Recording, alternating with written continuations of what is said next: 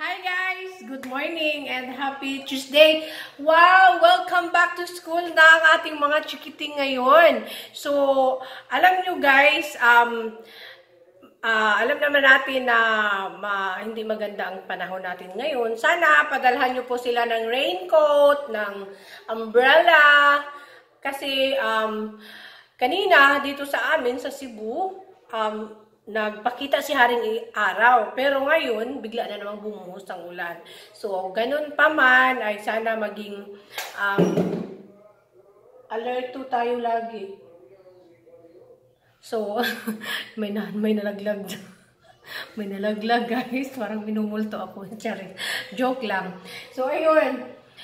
Guys, ito pala ang tips ko para sa inyo, para sa mga para makaiwas tayo sa sakit. So, ito ngayon ang ginagawa ko guys is, nag-blender ako ng gagawin kong smoothie. Ang ginawa ko ay alugbati na 1 cup at mga worth 5 pesos na ginger at isang pirasong pipino, malaki siya, medyo malaki siya, pero hinati ko. Tapos tinanggalan ko siya ng buto. So, dito ko siya ngayon, pinag-blender ko siya. Ito ang magiging soft drinks ko. Magiging drinks ko sa aking almusal ngayon. At nilagyan ko na rin siya ng lime or lemon juice, okay? So, it's all up to you kung lalagyan nyo po siya mamaya pag inom nyo na ng sugar, kaunti, or honey. So, for me, I have here my honey, and then, hindi ko na siya napakita sa inyo, basta may stock akong alugbati sa ref. At, bukas, ito namang ito namang carrot ko, ang gagawin ko na namang fresh juice, okay?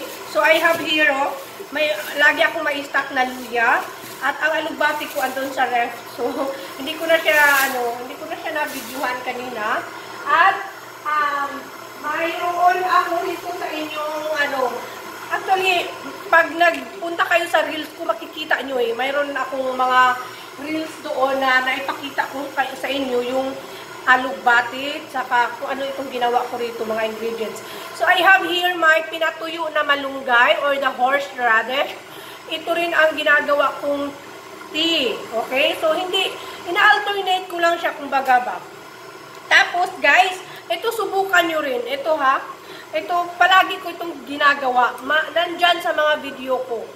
Ang ginawa ko, ito, tingnan nyo. Di ba hinati ko ang pipino ko kasi malaki nga siya. So, ang kalahati ng pipino ko, ang dami, tingnan nyo, ang dami. Ito ang gagawin kong ginawa kong salad. Tapos, may kamatis. O, di ba? Kasi nga may stock ako rito na mga kamatis, di ba? At carrot. So, akala nyo sa tinola ko lang nilalagay yan. Hindi, ina-alternate ko dito. Tapos, guys, may kalahati din na natira sa akin ng apple nasa ref. Sinahog ko rin dito, isinama ko na rito. So, ang timpla ko nito is kaunting paminta, kaunting asin, tapos suka, mga 5 tablespoon na suka kasi medyo marami nga. Tapos, nilagyan ko rin siya ng 1 teaspoon ng honey. So, ito na siya guys, pipino. Kalahating pipino lang. Tapos, isang buong kamatis. Tapos, kalahating apple. Ang sarap niya guys, promise. Subukan nyo po. Ang sarap. Tapos, may smoothie pa ako rito. So, ngayon, kasi, excuse me. So, guys, ayan, natapos na nga ang ating kuan. Napakasarap ng aking salad, guys. Fruit and vegetable salad. Pang-restaurant ang lasa, guys, ha? Pwede nyo pong, yung mga scratch nyo or scrap nyo dyan sa kusina nyo. Gawin nyo yan dito. Kung ano yung mga nalalasahan nyo sa mga restaurant, mga fine dining restaurant, ay siya rin ang lasa. Kung kayo ang magtimpla, kaunti lang kahit to. Kung wala kayong honey, sugar ang ilagay nyo. Tapos, of course, I have here my natira pa. Hinati ko rin yung lemon. So, I have here. So, ito, mga leftover ha. Oh, leftover ko na tapa kagabi. At itong banana na pinakuluan ko. Boiled banana saba. Okay? So, ayan na nga. Tapos na tayo. Bunutin na natin ang ating wire. Tapos na ang ating smoothie. Ayun. Tapos na po. Pwede ito, guys, dalawang beses nyo siyang mapakinabangan. Kasi dalawang basong tubig ang nilagay ko rito. So, 500 ml ang nilagay ko rito na tubig, okay?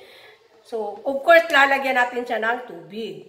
Kasi, para mag-blend sa pag-blender, di ba?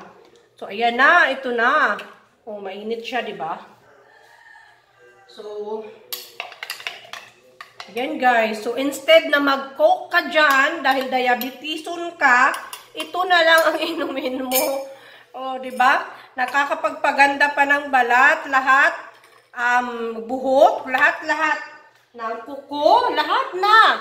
Dala na dyan, o, diba? Tingnan nyo. Shit, puno yan. Punong-puno. Pero syempre, hindi naman natin paapawin, diba? Dapat ganito lang talaga siya. Tapos, meron ka pa, oh. Oh, 2 o 3 beses mo pa siyang mapakinabangan, mainom. Oh, kung gusto mo twice a day ka mag-inom nito or once a day o 1 glass a day, di ba? So ilalagay ko lang yan siya mamaya sa ref. Oh. So mayroon pa akong iinumin mamaya or bukas. So ayan guys, ayan na guys. O di ba? Kita nyo ba naman? O kung gaano ka-healthy ang aking almusal ngayon. O di ba? O saan ka diyan? Diba? Saan ka dyan? Napaka-healthy po, mga king and queen ng aking almusal. So, gayahin nyo po. Kaya ko sinishare sa inyo kasi para may mga idea kayo na pwede pala yung mga napag-iwanan natin sa kusina, yung mga kalahati-kalahati. Pwede pala siya. Ang dami na niya, guys. O, napakasarap, guys. Ayan ang sauce niya. Suka lang yan, paminta at asin. At, tawag nun? Honey. O, diba? Depende sa'yo kung yung paminta mo, durugin mo. Ako, mayroon akong ground black pepper. Pepper eh. O, diba? Napakasarap. Promise. Tamis ng apple. Yung tomato, kamatis, at pipino.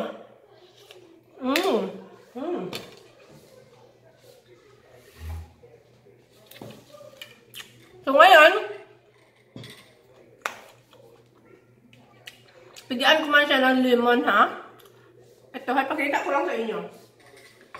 Pipiga ako rito, ha?